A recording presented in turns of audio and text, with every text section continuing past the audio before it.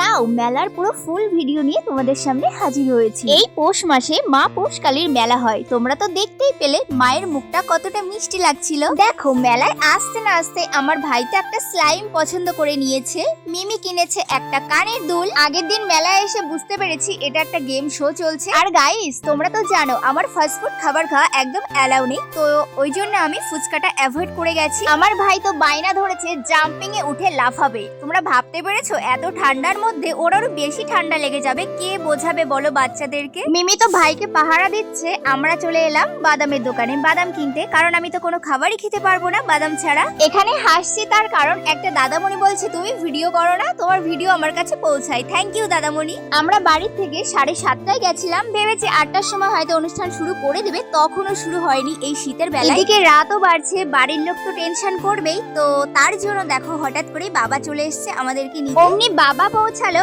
আর অনুষ্ঠানটা শুরু হয়ে গেল। তো অর্পণা দাদামণি এসেছিল আমাদের বেনালি পৌষকালী মাঠে অনুষ্ঠান করতে। কে কে যেন ফেসবুকে অবশ্যই ফলো করে দিও দাদামণিকে।